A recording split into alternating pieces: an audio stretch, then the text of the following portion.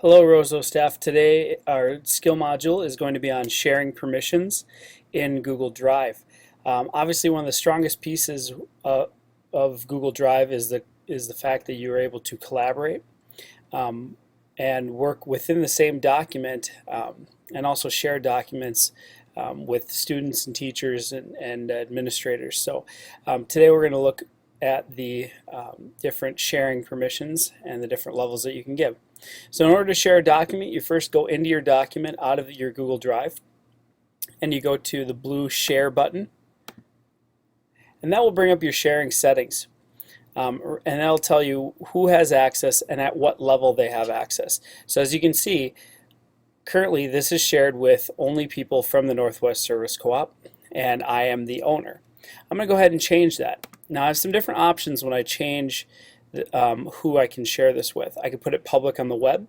I can go anyone with the link. I can keep it within my own domain. So for you it would be Roseau Schools. Or I could people who are within the actual service co-op itself, and they would have to actually sign in to access it. And you could do the same on yours. Or I could share it with just specific people if I wanted to.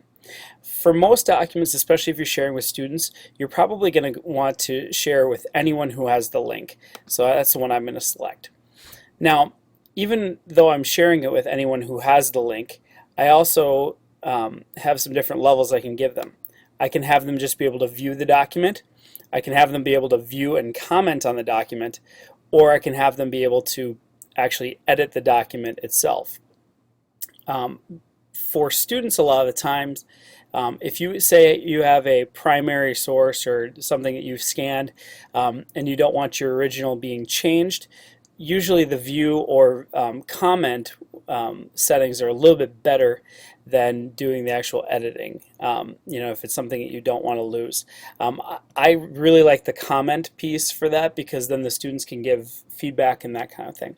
However, if it's a document that maybe multiple students are working in, that kind of a thing, then you really want to go with the editing level of permission so that they can work in real time right in that document. So I'm going to say can edit, and then I'm going to save the document with that level of permission. And that's kind of important. There are very few times in Google that you have to save something. And this would be one of them where you actually do have to save it to save your sharing settings. So I'm going to go ahead and hit save. And now up here I have a link. And I can use that link to share this particular document. I would also encourage you that if you are having students actually maybe type in the link itself, maybe use the Google URL shortener, so it's goo.gol, and that will make this big long monstrosity of a text link into something that's a little bit more manageable. It does make it case sensitive, but if you were to actually have your students type it in, or if you were to try to put it into a QR code, it works a lot better to use a Google URL shortener. Or something along those lines. Bitly is the similar kind of a thing. So as you can see now, my sharing settings have changed, and I'm the owner, and anyone who has a link can edit. Then I can also invite people specifically to see this document. So I'm going to go ahead and invite Alice, so that she can edit it as well. And for this one, I'm not going to email her or notify her via email. If you're getting bombarded by a lot of mail from your students who are sharing documents back with you, this is a good thing to have them do, is deselect that box, so that way you're not getting an email every single time that someone is sharing something with you. Now if you wanted to, you could also add a message or something like that right here, and that would give you a little space to do that, so that you're not having to send a separate email along with your invitation to that document.